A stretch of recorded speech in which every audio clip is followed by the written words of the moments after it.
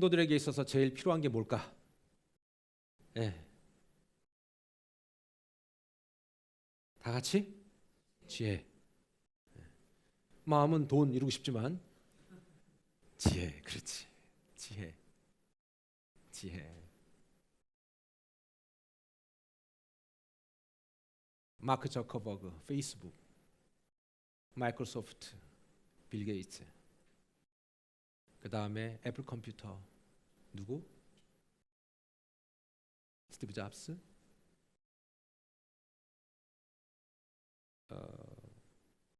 시대에 한번 나올까 말까 할 그런 엄청난 CEO들의 공통점이 있더라고요. 그 업체들의 공통점 뭔지 아세요? 다 거라지에서 시작했어요.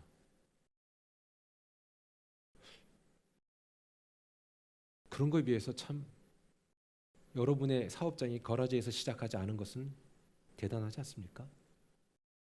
시작은 여러분이 더 낫다라는 얘기를 하고 있는 거예요.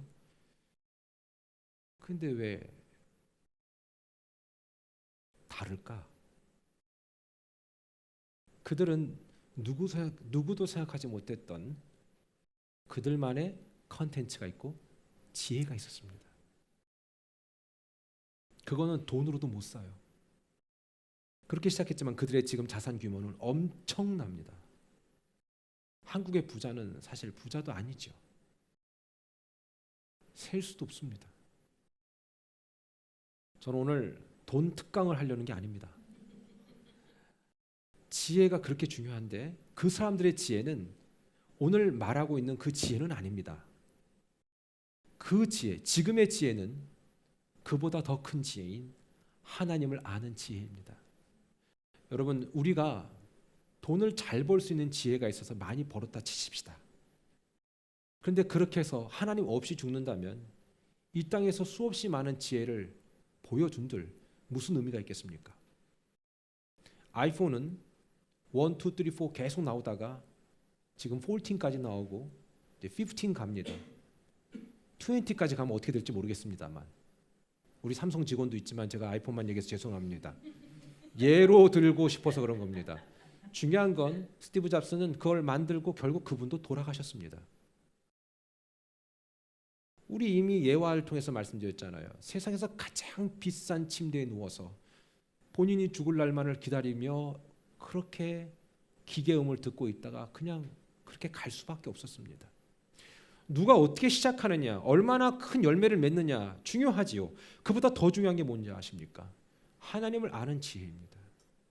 저는 저와 여러분 모두 그 다음에 우리의 후손들이 하나님을 아는 지혜가 넘치기를 축원합니다. 이게 무척 중요합니다. 근데 여러분 이 필요성을 과연 느끼냐라는 겁니다. 많은 사람들이 왜 그 하나님의 지혜를 얻지 못하는지 아십니까? 결정적인 이유는 내가 그의 필요성을 못 느낀다는 겁니다. 여러분 만약에 우리가 아침에 딱 눈을 뜬 다음에 이렇게 기도한다면 어떨까요? 침대에 앉아서든 누워서든 하나님, 오늘 나는 하나님 없으면 아무것도 아닙니다. 저는 정말 버러지만도 못한 인생이고 나는 깡통이며 나는 아무것도 아닙니다. 오늘 하나님이 내게 지혜 주시지 않으면 난 누구를 만날 수도 누구랑 대화할 수도 이 모든 영역의 확장도 이루어질 수 없습니다. 하나님 나를 붙잡아 주시옵소서 이렇게 얘기한다면 하나님이 그 사람 돕지 않겠습니까? 그토록 인정하고 바라는 사람을 상처를 주겠습니까? 여러분 지혜는요, 잘 들어보세요. 우리 성도들에게 있어서 옵션이 아니라고 제가 설교했던 기억이 납니다. 여러분 자동차 좋아하시죠? 싫어하십니까? 저도 좋아합니다. 저도 좋아합니다. 자, 그런데 자동차를 살 때 엔진이 옵션인 차가 있습니까? 고객님, 이 엔진을 넣으시겠습니까? 빼시겠습니까? 고객님, 이 타이어를 넣을까요? 뺄까요? 물론 타이어의 인지는 옵션입니다. 그러나 타이어를 뺄까요? 넣을까요는 묻지 않습니다. 고객님, 저희 차는 컨버터블도 아닌데 뚜껑이 없습니다. 옵션을 넣을까요? 뺄까요? 이렇게 안 합니다. 그건 기본입니다. 여러분, 우리가 설교를 들으면서 지혜는 그래 목사님이 좋다고 하니까 있으면 좋겠다 이게 아니라 우리 성도라면 당연히 그 하나님의 지혜, 성경에서 말하는 히브리어로 호크마, 영어로는 wisdom, 헬라어로는 소피아. 이 지혜가 필요하다는 겁니다. 저는 이 설교를 준비하면서 제가 잠시 타이프를 치다가 멈췄습니다. 성도들한테 이렇게 지혜가 필요하다고 하는데 하나님 그 지혜 나한테도 좀 주세요. 목사님 나한테도 더 주세요. 저는 하나님이 내게 지혜 주셨다는 것을 확신하거든요. 안 믿어지세요? 저 확신하는데 나 그거 갖고 부족해요. 하나님 더 주세요. 더 주세요. 하나님이 더 주셔야만 이 일 감당할 수 있습니다. 이 미련한 자를, 이 무식한 자를, 이 부족한 자에게 지혜를 주세요. 저는 오늘 이 말씀을 들으면서 그 지혜가 제게도 그다음에 여러분에게도 흘러가게 될 줄 믿습니다. 이 지혜가 되게 중요하다는 거죠. 자녀를 낳는데 자녀가 너무 지혜로워. 얼마나 좋아. 참애가 참 지혜롭다. 참 지혜롭다. 남편을 보는데 어쩜 당신 이렇게 지혜로워. 내가 배울 게 너무 많네. 아내를 봐도 당신 어쩜 그렇게 지혜로워. 당신 역시 나랑 달라. 여러분의 표정을 보니까 딴 나라 얘기 같아. 괜찮아요. 사모하면 된다. 하늘의 지혜를 구하는 삶이 되면 되는데 우리가 그러면 어떻게 해야 될까? 왜 사람들은 그런 지혜를 얻지 못하는가? 에베소서 4장 13절에 보면 이렇게 말씀되어 있어요. 우리가 다 하나님의 아들을 믿는 것과 아는 일에 하나가 돼요. 자, 뭐라고요? 믿는 것과 아는 일에 하나가 돼요. 계속 읽을까요? 시작. 온전한 사랑을 이루어 그리스도의 장성한 분량이 충만한 데까지 이르리니. 그리스도의 장성한 분량에 충만한 데까지 이르기 위해서 필요한 게 뭐냐면 아는 거, 믿는 거 같이 가야 된다. 지금 유튜브라든가 여러 매스미디어를 통해서 SNS를 통해서 우리는 정보의 바다, 정보의 홍수 속에 살고 있어요. 거기에 상당 부분은 정확한 정보가 아닌데도 우리는 너무 하나님보다 더 신뢰합니다. 커피가 언제는 발암물질이 있다고 했다가 언제는 뭐 좋다고 했다가 비타민이 좋다고 했다가 너무 많이 먹으면 몸에 쌓인다고 했다가 이것들은 하여튼 한두 번도 바뀌는 게 아니에요. 그냥 뭐 또 어느 또 뭐 의학 박사, 교수 이런 사람들이 와서 얘기하면 또 다 우리 믿잖아요. 또 그분들도 다 암으로 돌아가시더라고. 그런데 여러분 보세요. 어떤 것도 장담할 수 없습니다. 우리 몸 관리 잘해야 되고 좋은 거 먹고 좋은 곳만 가야 되는 거 알아요. 근데 그것이 절대적으로 우리를 지킬 수 있는 것이냐? 꼭 그렇지도 않다는 겁니다. 지혜가 뭘까? 왜 지혜를 얻지 못할까? 우리가 하나님에 대해서 많은 정보는 있지만 얼마나 정보 듣기 좋아요? 유튜브만 열어봐요, 여러분. 설교 뭐 이성민 목사 설교가 설교입니까? 아주 뭐 기라성 같은 분들이 여러분의 마음을 들었다 놨다 하잖아요. 그냥 들었다 놨다 그냥. 근데 여러분 그 놀라운 은혜의 말씀들이 과연 내 거냐 이거지. 내 거냐. 좋은 건 아는데 저게 내 거냐 이거지. 그리고 내 거 삼고 있냐. 아는 거, 하나님을 믿는 것이 하나가 되면 하나님이 반드시 뭐라고 말씀하셨어요? 장성한 분량에 이르게 한다. 크게 하신다라는 겁니다. 하나님을 아는 것에서 멈추지 않게 되기를 주님의 이름으로 축원합니다. 자, 그렇다면 우리가 하나님의 지혜를 구하는 삶에 있어 정말 중요한 게 뭘까? 그 첫 번째 원리가요. 하나님은 지혜를 주신다. 하나님은 지혜를 주시기를 원한다는 것을 알아야 된다는 겁니다. 우리가 믿어야 된다는 겁니다. 자, 자녀들이 있습니다. 여러분 자녀들의 필요를 알잖아요. 뭐 자녀가 아직 없으신 분들도 계실 수 있습니다. 근데 여러분의 부모님은 여러분의 필요를 모르지 않아요. 저는 부모와 자식의 이런 관계를 설교할 때마다 늘 갈등하고 있다고 얘기했잖아요. 왜? 이 땅의 부모들이 성경에서 말하는 부모의 모습이 아닐 때도 많기 때문에 우리 그런 생각하지 말고 일반적이고 보편적인 진리 안에서 이해할 때 여러분의 부모님은 여러분에게 좋은 것 주려고 합니다. 물론 요즘 부모님들은 그래요. 야, 너 지난달에는 입금하더니 지금 입금 안 하냐? 뭐 그런 철없는 부모님들도 계셔요. 예? 그런 분들도 계세요. 그러나 대부분의 부모님은요, 내가 먹을 게 없어도 자식들만큼은 잘 되기를 바라고 내 거 그 받은 용돈 모아 나중에 결국 여러분에게 필요한 거 해주잖아요. 아닌가? 그렇대요. 그리고 여러분들도 자녀들에게 어때요? 자녀들에게 돈 쓰는 거 아까우세요? 안 아까워요. 내가 지난달에 쟤한테 얼마를 썼더라? 이 계산 안 하거든요. 물론 저는 계산해요. 네가 얼마 썼다라고 얘기는 해줘요. 그건 네가 인지하라. 경제관념을 철저히 하라. 이런 원리 때문에 가르쳐주는 거지. 나 너한테 얼마 썼으니 너 얼마 갚아야 된다. 이거 아니에요. 말은 제가 그렇게 할 수 있어요. 그러나 그거 기대하진 않아요. 여러분 부모님들은 그래요. 그러면 제가 이런 설교를 많이 해왔잖아요. 그 마음 어디서 왔다고요? 하나님에서 온 거예요. 우리가 원래 그런 DNA가 아니라 이 부모의 마인드, 그 하나님께서 또 우리들에게 그토록 우리가 사모하든 사모하지 않든 주려고 막 준비하고 계신 분인데 그런데 왜 우리가 그걸 사모하지 않냐 이거죠. 오늘 누가복음 2장 40절에 아기가 자라며 강하여지고 지혜가 충만하며 하나님의 은혜가 그의 위에 있더라. 그 아이가 누굽니까? 예수님이었습니다. 저 신학교 가기 즈음에 정말 궁금한 게 있어서 학교 가서 물어봤어요. 선생님한테.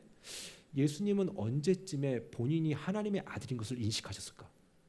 어때요? 그런 질문 할 만하지 않아요? 애 때는 똑같이 막 코 흘리고 놀았을 거예요.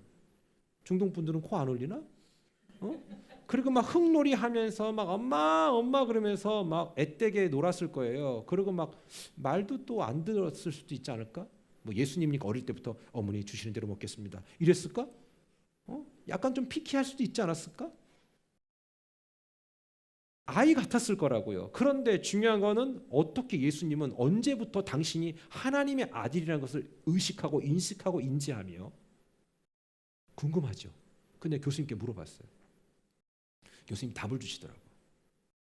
모릅니다. 이렇게 얘기하더라고요. 모른다. 모르지.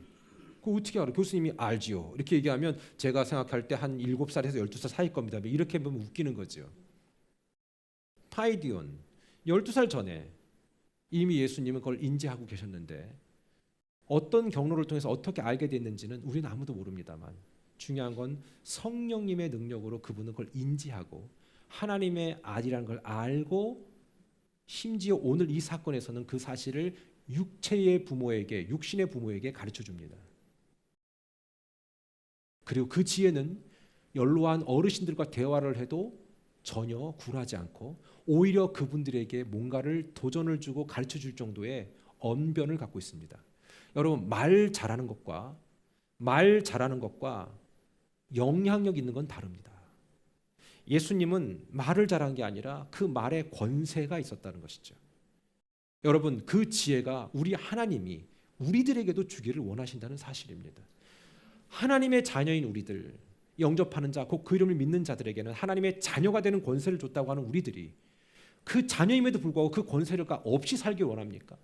여러분 자녀를 낳으면 그 자녀가 그런 권세들을 갖고 살며 이 아이들이 자라고 나중에 학교 가고 직장 가서 영향력 있게 살기를 원하는 게 우리 부모들의 본심 아니겠습니까? 그게 본심이란 말이죠. 우리 하나님도요 계속해서 우리에게 뭔가를 주기를 원한다. 그래서 성경을 찾아보니까 히브리서 11장 6절에 보면은요 믿음이 없이는 하나님을 기쁘시게 못하느니 시작 하나님께 나아가는 자는 반드시 그가 계신 것과 또한 그가 자기를 찾는 자들에게 상 주시는 이심을 믿어야 할지니라. 야 보니까 하나님이 말씀하셨어요. 믿음이 없으면 하나님을 기쁘게 하지 못해. 하나님께 나아가는 자는 반드시 그가 계신 것 믿어야 돼. 그가 계신 것을 믿는 사람들에게 뭘 준다? 뭐라고? 상 주시는 이시다. 이거를 믿어야 된다. 그분을 믿으면 믿음으로 끝나는 게 아니라 그분은 나에게 상 주시는 분. 여기는 리워드라는 얘기를 했는데요. 실제로 그 또 원어적인 차원에 들어가서 해석은 어떻게 되어 있냐면 이거 좀 길어서 제가 말할까 하려다가 이거 일본말도 아니고 미스다 포도 데스. 헬라어인데 좀 이렇게 좀 그렇죠. 데스라고 끝나니까 이게 뭐냐면 리워드를 주려고 한 바구니를 딱 담고 있고 너가 원하면 내가 줄게 이 상태를 얘기하는 거예요. 근데 많은 사람들이 지혜에 대해서 그렇게 필요성을 못 느껴. 그냥 책 한 권 몇 권 읽으면 삶의 처세술은 생기겠지라고 생각하는데 여러분 그거 얘기하는 거 아니에요. 아무리 처세술 좋고 이 땅에서 돈 많이 벌어도 그냥 가실 분들이에요. 다 우린. 여기 남을 수 있는 사람이 단 한 명도 없다. 그러면 지금 상 주려고 리워드 주려고 바구니에다 가득 채워놓고 기다리고 있는 상태를 상 주시는 이심이라는 이 원어적인 차원에서 이해가 되는데 왜 아무도 구하지 않냐 이거죠. 제가 아까도 말씀드렸잖아요. 저 또한 그 지혜를 받고 싶어서 설교를 준비하다가 잠깐 멈췄다고. 하나님 저도 주세요. 저도 더 주세요. 이 미련한 자에게 주세요. 이 의지가 약하고 늘 무너지고 깨지고 상처받는 저에게도 주세요. 옆 사람한테 이렇게 얘기하세요. 그 지혜 당신이 꼭 가지세요. 시작. 그 지혜 당신이 꼭 가지세요. 아멘, 아멘, 아멘. 가지세요. 여기서 속으로 너나 가지세요 이러면 안 되고 가져야 돼, 가져야 돼. 그 지혜가 부부 중에 둘 중에 하나라도 있잖아요. 그러면 괜찮아요. 둘 다 없으면 이제 배가 산으로 간다. 둘 다 없으면 바다로 가. 어디로든 간다는 얘기하는 거예요. 여러분 그 지혜가 충만하기를 축원합니다. 인생의 진리를 어떻게 깨달을 수 있을까? 제가 한 20여 년 전에 청년들 데리고 수련회를 갔는데 잠깐 쉬는 시간이 있어서 시골 어귀에 마당 나가갖고 이렇게 그 뭐라고요, 뭐 같은 그 길가에 앉아 있는데 어떤 청년이 이렇게 가방을 배낭을 큰 걸 메고 가더라고요. 그 우리 때는 그 무전 여행이라는 게 유행이었어요. 무전 여행이 이렇게 돈 없이 여행하는 걸 무전 여행이라고 얘기하지 않습니까? 아, 되게 심오한 눈빛으로 저를 쳐다보면서 저에게 얘기하더라고. 제가 먼저 물어봤거든요. 아니 저기 아니 어떻게 형제님 지금 어디 가세요? 저는 수련회 기간에서 지금 수련회를 하고 있는데 그랬더니 여행을 간대요. 무전 여행을. 해서 아, 왜 이렇게 여행 다니세요? 이제 그랬어요. 그랬더니 인생이란 무엇인가 알고 싶어서 여행을 한다 그러더라고요. 여행은 되게 좋습니다, 여러분. 소중한 거고요.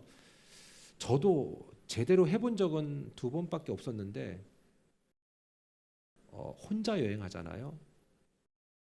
진짜 좋더라고요. 뭔가 탁 오는 게 있어요. 그렇다고 혼자 꼭 가라는 건 아닙니다만 같이 가세요. 어디든. 결혼하셨으면 같이 가시고 같이 가시고. 근데 보세요. 그 친구가 그런 얘기 하더라고요. 인생을 깨닫고 싶어서. 여행을 통해서 우리는 그런 것들을 볼 수 있습니다. 그런 눈이 열릴 수 있습니다. 그리고 이렇게 얘기하더라고요. 진리가 뭔지 알고 싶다 그러더라고요. 한 25년 된 것 같은데 제가 볼 때 그 친구 아직도 진리를 못 찾고 여행 중이 아닐까라는 생각을 해봐요. 여러분 진리는 뭔 데 있지 않아요. 하나님 안에 있습니다.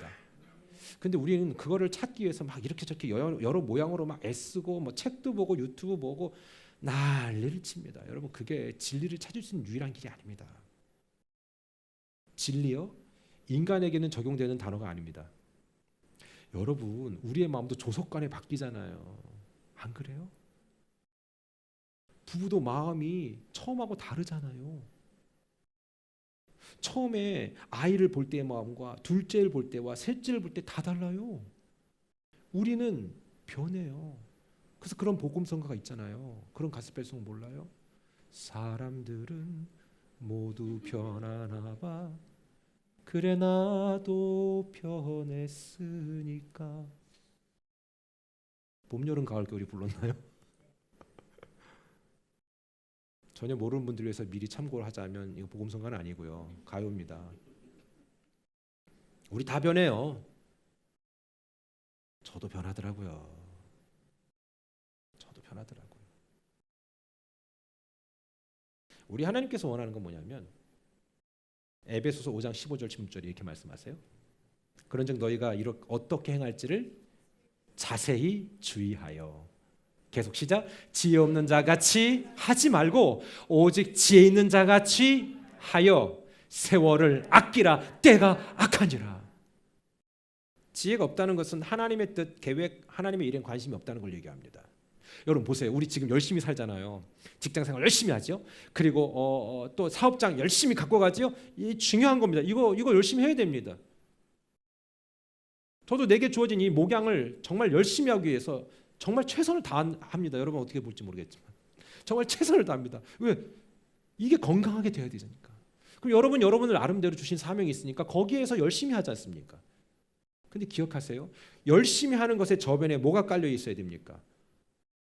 하나님의 목적이 없는 열심은 공허할 뿐입니다. 공허할 뿐입니다. 정말 공허. 여러분 잘 봐요. 열심히 돈 벌고 일하지요. 이거 해야 됩니다. 그런데 그냥 돈만 벌어. 계속 벌어. 범사에 벌어. 나중에 하나님이 불러. 그럼 하나님이 이렇게 얘기했죠. 넌 도대체 뭐만 했니? 저 열심히 벌었습니다. 여러분, 목회자인 제가 여러분 열심히 안 벌기를 원하겠습니까? 누구보다도 전 여러분이 잘 되기를 원하고 열심히 벌기를 원하겠죠. 그리고 이 땅에서 하나님 주신 목적을 이루고 그 사명 잘 감당하기를 원하겠죠. 그런데 기억하십시오. 그게 여러분의 목적은 아닙니다. 하나님의 목적을 이루기 위해서 그것을 잠시 허락해 주신 겁니다. 그러나 얼마나 많은 사람들이 이게 뒤집혀가지고 여기에 온전히 그냥 완전히 몰입된 사람이 있습니까? 여러분이 무슨 사업을 하든 무슨 직장을 다니든 여러분의 정말로 중요한 목적, 내가 하나님을 영화롭게 하고 영원토록 그를 즐거워하는 목적을 이루는 것이 목적이 되지 않으면 무엇을 해도 기쁨이 없습니다. 여러분, 제가 물어볼게요. 한번 대답을 잘 해보세요. 고민을 많이 하시고 고민할 시간은 1초 드릴게요. 목회가 즐거울 것 같으세요? 즐겁지 않을 것 같으세요? 고민 많이 하고 대답하세요. 자, 1번 즐겁다, 2번 안 즐겁다. 자, 1번 즐겁다, 2번 안 즐겁다. 자, 시작. 1번 즐겁다. 2번 안 즐겁다. 괜찮아요. 안 즐겁다. 네. 전 너무 즐겁습니다. 진짜요.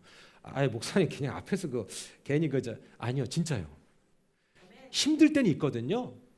힘든 것과 여러분은 일은 안 힘들어요? 힘들어요. 그런데 어때요?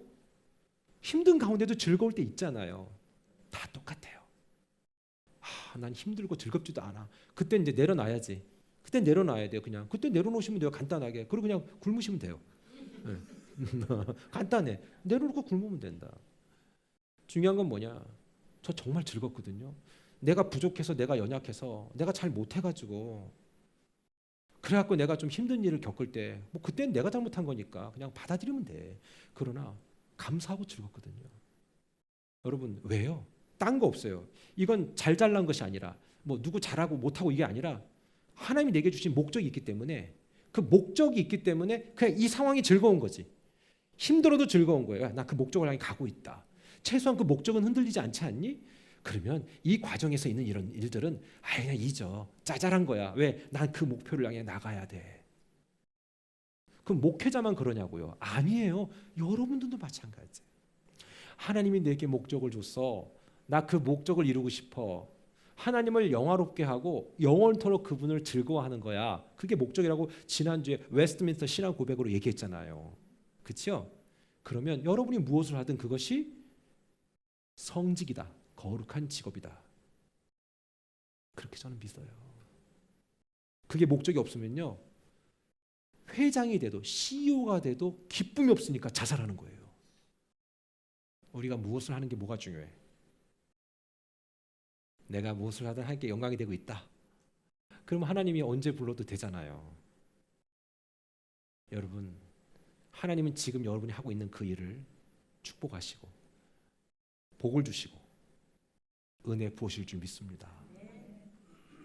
오직 하나님의 목적을 이루는 데에 온전히 저와 여러분 모두가 쓰임받게 되기를 축원합니다. 지혜는 그것을 아는 겁니다. 세월을 아끼라 때가 악하다고 했습니다. 사탄의 목적은 세월을 아끼지 않습니다. 때가 악하다는 걸 모르게 합니다. 여러분, 이 귀한 시간이 지나갑니다. 제가 틱톡 우리 애들한테 배워갖고 틱톡을 좀 봐요. 재밌어요. 가끔 보세요, 여러분들. 그래서 이렇게 좋은 클립 할 거는 저는 다 이렇게 동영상 모아놓거든요. 그리고 또 제가 좋아하는 분야는 따로 또 이렇게 팔로우 해가지고 그거 계속 봐요. 너무 도움이 되는 게 많아요. 저는 이렇게 뭐 이렇게 만드는 거 좋아하거든요. 그러니까 그런 것들 클립 모아놔요. 되게 도움이 될 때가 많거든요. 자, 그런데 거기 보면 어떤 게 있냐면 여러분도 보셨을걸요. 옛날에 유명한 연예인들 있잖아요. 정말 이쁘잖아. 여자분들 보면 진짜 여러분들처럼 정말 아름답잖아요. 그죠? 물 좀 마시고 얘기할게요. 일단 남자들 봐요. 옛날에 너무 잘생겼잖아. 근데 before, after 나오잖아. before and now. 그죠? 아놀드 슈왈제네거. 이야, 젊을 때 보면 아주 그냥 막 이래. 지금은 걷는 것도 이루겠대. 아놀드 슈왈제네거. 시대의 꽃미남 누구야? 브래드 피트. 많이 늙으셨대. 영화에서 화장 많이 하셔서 아직도 젊어 보이지만 톰 크루즈. 네. 여러분이 저를 어떻게 볼지 모르지만 제 고등학교 2학년 때 별명이 톰 크루즈였어요. 네. 그냥 뭐 막 얘기한다고 생각하세요. 뭐는 얘기 안 하겠습니까? 제가 뭔 얘기 못 하겠습니까? 그런데 중요한 거 보세요. 그분도 60대 시더라고요. 그다음에 여자 배우 있잖아요. 이제 이름은 잘 모르겠는데 인형 같은 분 계세요. 또 이제 외국 여자분들은 젊을 때는 인형 같잖아요. 나이 드시면 또 그냥 저거 하고 드럼통이 돼 있더라고요. 둘 중에 하나에 우리가 나이 먹으면 드럼통이 되든가 해골이 되거나. 그렇게 이쁜데 얼굴도 이제 할머니가 돼서 다 쭈그랑 황태. 모르겠네. 하여튼 막 그래. 우리 다 그렇게 될 거라는 거지. 물론 자기를 관리하는 건 되게 중요해요.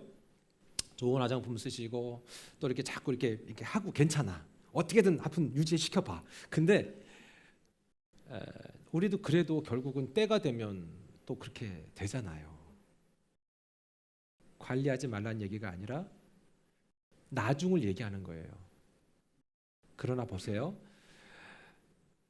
쭈글쭈글한 할머니 할아버지가 돼도 복음이 있으면 괜찮은 거 아니에요? 제가 말씀드렸잖아요. 잠깐 카지노에 갈 일이 있었다. 이 땡기러 간 거 아니에요? 예. 그런 거 제일 나는 무익하다고 생각하거든요. 예. 하루 종일 앉아서 그거 때리고 있을 정도로 물론 우리가 여러분이 그랬던 분이 계시면 난 몰라요. 난 모르니까 얘기하는 거지. 괜히 목사님이 보고 얘기하는 거 이거 아니에요. 딱딱 때리고 있는 그 모습이 너무 한심한 거야. 저 나이 먹도록 저기서 저러고 앉았냐? 숙소에서 자고 내려왔는데 새벽까지 그거라고 앉았어. 그러면 잘 봐요. 저 사람의 인생의 목적은 이제 죽을 날만 기다리는 거야. 모니터 앞에서 두들기고 뚫리다가. 전 우리의 노후가 그렇게 된다면 여러분 제일 비참한 노후는요. 돈을 못 버는 사람이 아닙니다. 내가 할 일이 없는 게 제일 비참한 거예요. 어르신들 왜 할 일이 없어요? 여러분 잘 봐요. 외국분들 복음을 버리고 난 다음에 나이 들어서 혼자 적적하게 있다가 혼자 홀로 고독사 하잖아요. 교회 나오면 되는데 왜 교회는 안 가나 몰라. 교회 나가서 하나님을 믿고 거기에서 나의 정체성을 찾고 모든 사람들에게 도움을 주고 나이가 아무리 많이 들어서 허리가 굽어진다고 해도 교회에 휴진 하나 줄 수 있을 거 아닙니까? 그리고 교회 성도들 위해서 기도를 할 수 있고 심지어 자녀들 위해서 기도라도 할 수 있잖아요. 근데 그거 다 없어. 그냥 나이가 먹는 시간만 그 나이 먹는 시간에만 계속 보고 있는 거지. 근데 여러분 잘 봐요. 대부분의 사람이 그렇게 삽니다. 제가 극단적인 상황을 얘기한 게 아니라 우리의 노후를 한번 상상해 보십시다. 내가 복음 없이 내가 나이가 들었을 때 얼마나 비참한 모습을 가질까? 그러면서 제가 나 언제 은퇴해야 되지 이런 생각을 해봤어요. 빨리 할까 늦게 할까 모르겠어요. 진정한 행복은요. 내가 무엇을 하든 목적이 있을 때 행복합니다. 목적이 없으면 돈을 벌어가는 그 시간도 힘들고 괴롭고 의미가 없다는 걸 알게 됩니다. 이 땅에 허락하신 교회 그리고 교회에 주신 그 기쁨과 사명 함께 그 사명을 이루어 갈 때 나 인생의 방향성과 목적성과 안정성과 사명성을 내가 갖게 되는 겁니다. 저는 그래서 이렇게 생각해요. 지난주에 잠깐 말씀드렸잖아요. 교회에 내가 있다. 내가 하나님을 믿는다라는 것은 다른 그 누구보다도 나를 위한 것이다. 다른 사람은 중요하지 않아요. 여러분이나 우리 눈 감을 때 옆에서 여러분의 임종을 지켜볼 사람이 여러분의 그 고통과 임종의 순간에 그 극한의 상황을 동참 못해요.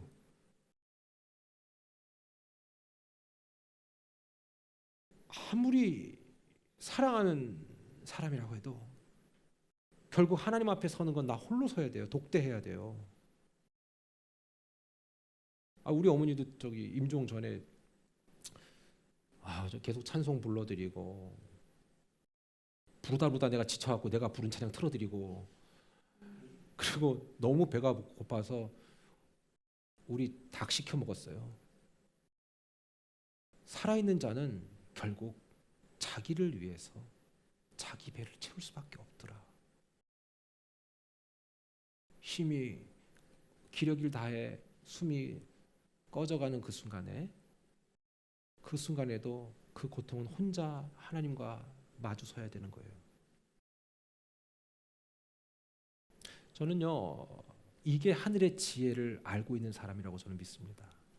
그런 면에서 본다면 여러분들은 하늘의 지혜가 있다 없다? 있다라고 생각합니다. 그러나 그 하늘의 지혜는요, 단회적인 순간에 부어지고 끝나는 게 아니더라고요. 그래서 저도 이 설교를 준비하면서 저도 계속해서 하나님 더, 주님 더 주세요. 이 미련한 인생에게 더 주세요. 이것이 하나님으로부터 온 지혜가 될 수 있도록 붙잡아 주세요. 그게 없으면 지금의 이 순간을 낭비할 수 있습니다. 지금의 이 삶을 허비할 수 있습니다. 제가 오래전에 여러분과 나눴던 이 예인 것 같습니다. 가정상담연구소장인 정태기 목사님이 계시거든요. 그분 한번 좀 이렇게 초청하고 싶은 분 중에 한 분이에요. 혹시 이 방송을 우연하게 보신다면은 제가 큰 사례는 못합니다. 오셔서 헌신해 주시면 감사하겠습니다. 그분이 목포 분인가 봐요. 호남 분이신 것 같은데 이게 아주 구수하게 호남 사투리 하시면서 이렇게 설명을 하시는데 그 듣고 얼마나 은혜와 도전이 있었는지 몰라요.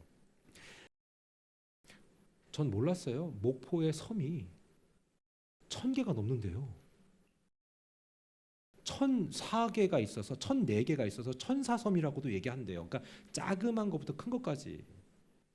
근데 그 목포가 그 정태희 목사님이 하시는 말씀이 거기에 사시는 분들이 한번 태풍이 왔다 가면은 해안가에 그렇게 도자기 깨진 게 많이 있다는 거예요. 근데 사람들은 그거를 쳐다도 안 봤대. 왜? 그게 선원들이 쓰던 밥그릇이기 때문에 이 풍랑을 만나서 죽은 사람들이 쓰던 거라 재수 없다고. 그래서 그거를 손도 안 댔다는 거예요. 그리고 보는 족족 다 깨버렸대. 근데 이제 어떤 사람이 한 청년이 우연히 그 그물질을 하다가 그 그릇 하나를 발견했는데 얘가 사람들이 미처 깨지 못한 거지. 멀쩡한 게 있는 거야. 그래서 그거를 자기 집에 있는 개에게 밥그릇 해주려고 요만한 게 아니라 좀 크니까 이거를 갖고 온 거죠. 그래서 그 밥그릇을 하려고 이제 한 3년을 밥그릇을 한 거예요. 그걸. 근데 서울에서 중학교 교사 되시는 한 분 그 친척이 그 목포에 휴가차 오신 거예요. 근데 이분이 보니까 이 밥그릇이 좀 예사롭지 않은 거지. 개밥그릇이. 그래서 그 당시에 목포시청 총무과장을 통해서 국립박물관에 감정 의뢰를 했어요. 그런데 3개월 후에 감정가가 나왔거든요. 얼마가 됐냐면 정확히 3억 5천. 그러니까 한 30만 불 됐나 봐요. 여러분 이게 지금 일이 아니에요. 그 당시 강남의 집 아파트 한 채가 1억 5천에서 2천 할 때래. 그러니까 17채 반 가격이 나온 거야. 대단하지 않습니까? 나는 할렐루야는 안 나오더라고. 왜냐면 내일이 아니기 때문에. 배가 아프더라고. 근데 봐요. 아니 개밥그릇이 30만 불에 팔렸는데 요즘 얘기가 아니라 강남 집이 지금 얼마인 줄 아십니까? 26억에서 37억 합니다. 보통 레귤러 프라이스예요. 좋은 데는. 근데 그거 17채 살 수 있다면. 그쵸? 남편을 바꿔야 되나? 여러분 잘 보세요. 그걸 족족 다 깨버린 거야 사람들이. 그동안 수십 년을 깬 거야. 대대로 깬 거야. 그걸 다 모아뒀다면 우리 다 목포로 갑시다.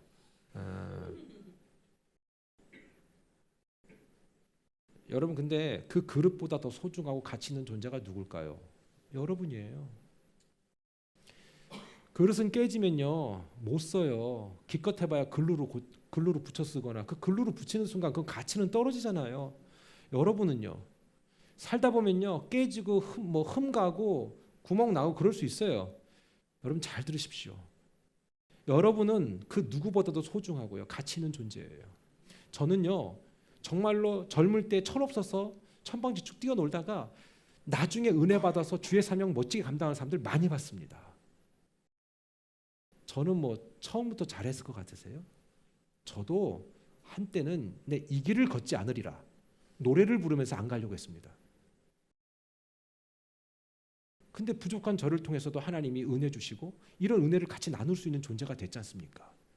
여러분은 더 존귀한 존재입니다.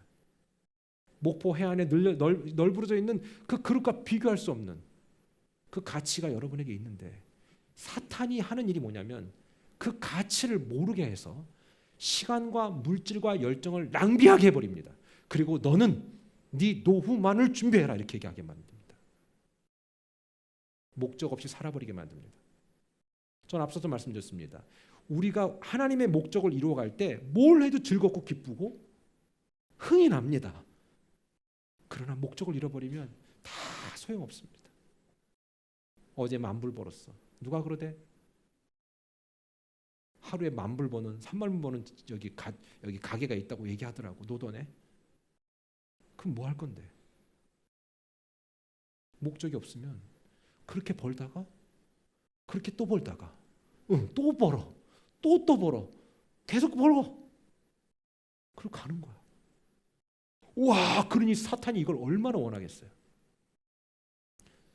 사랑하는 여러분 많이 버세요. 아멘 하십시다. 아멘. 그러나 목적 없이 많이 벌지 마십시오. 여러분은 누구보다도 보물이고 존귀한 존재입니다. 지금의 이 시간 다시 오지 않습니다. 지금의 이 만남 가장 중요합니다. 하나님을 떠난 인생, 하나님과 동행하지 않는 인생은 결코 가치를 모릅니다. 그래서 우리가 하나님의 지혜를 구하는 삶이 되기 위해서는 두 번째로 하나님이 우리의 지혜의 근원임을 우리가 알아야 된다는 겁니다. 하나님만이 지혜의 근본임을 알아야 된다. 지혜로 충만하신 그분은 성전에서 연로하신 사람들과 경험이 많은 사람들과 대화할 수 있었습니다. 그들을 가르칠 수 있었습니다. 제가 보니까 나이가 먹는다고 철드는 건 아니대요.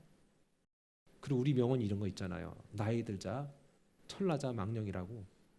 그렇게 되더라고요. 나이가 많으면 다 철이 있지 않아요. 복음을 이해할 때 철이 들더라고요. 저와 여러분이 나이가 어려도요. 성경 말씀을 통해서 복음을 받아들이게 되는 순간에 정말로 생각의 깊이가 달라지게 됩니다. 여러분의 자녀들이 어려도 그렇습니다. 저는 그 지혜를 우리가 사모해야 된다라고 생각합니다. 저는 여러분이 충분히 그럴 수 있다라고 생각합니다.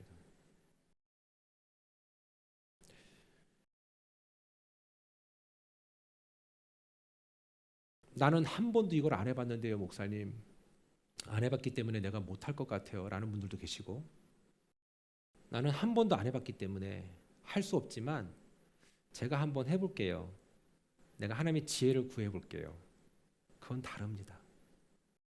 아주 오래전에 출애굽기에 보면은 브살렐과 오홀리압이라는 친구가 있습니다. 이 사람들은 모세가 특별히 성전 건축을 위해서 불렀습니다.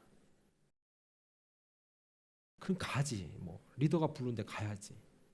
근데 하시는 말씀이 너 이 성막 짓는데 난 네가 좀 하면 좋겠는데 내가 보니까 네가 조금 손재주가 있더라. 근데 어떻게 해보지 않겠니? 라고 얘기했습니다. 그랬더니 부살렐과 오홀리압이 어떻게 얘기할게요? 1번 직접 하시죠.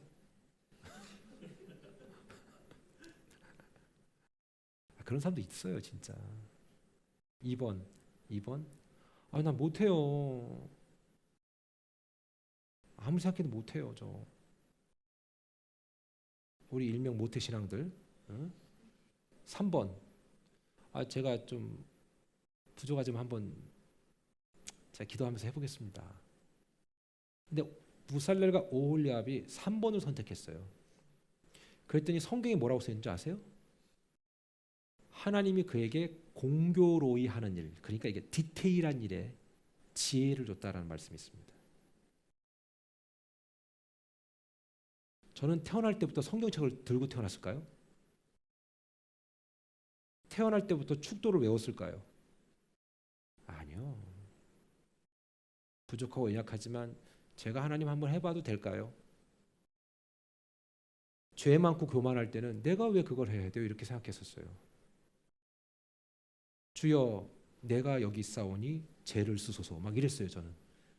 그런데 하나님 저 같은 게 뭐라고 제가 해도 괜찮겠습니까? 라는 그 상황까지 가게 하시고 하게 하시면서 주시는 은혜가 있다는 걸 깨달았어요. 저는 그게 제 사명이라면 여러분 각자의 또 사명이 있지 않겠습니까?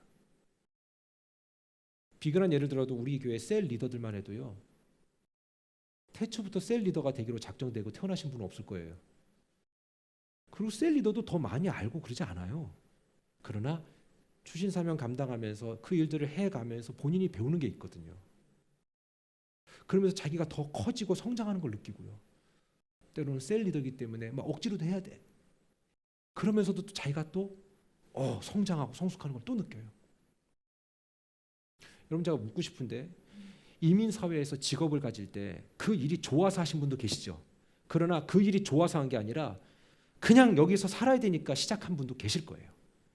근데 어때요? 하다 보니까 그것이 손에 익지요. 내 스킬이 되지요. 그리고 내 노하우가 되잖아요. 여러분 이게 목적이 있기 때문에 그렇게 되는 거 아니겠습니까? 나는 살아야 돼. 나는 해내야 돼. 라는 목적이 있기 때문에 지금 하는 일들을 견디고 버티는 거 아니겠습니까? 그럼 이 목적을 하나님께 둔다면 어떨까요? 이건 완전히 달라지게 되는 겁니다.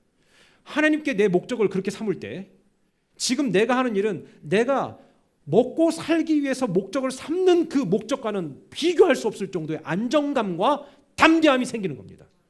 여러분 이거 아셔야 되는 겁니다. 그럴 때는요, 때로는 조금 벌어도 괜찮아요. 여러분 이렇게 설교하는 목사가 어디 있어? 여러분 많이 벌어야 됩니다. 헌금 많이 해야 됩니다. 나 이렇게 설교 안 해요. 조금 벌어도 괜찮아. 똑바로만 해. 제대로 해. 그리고 하나님은 너를 복 주실 거야. 왜? 하나님이 하나님 앞에 온전함으로 나아가려는 그 한 사람을 관리 안 하실까? 나는 하실 거라고 생각해요. 하나님은 절대로, 다 같이 따라해볼까? 하나님은 절대로 믿지는 장사 안 한다. 하나님 믿지는 장사 안 해.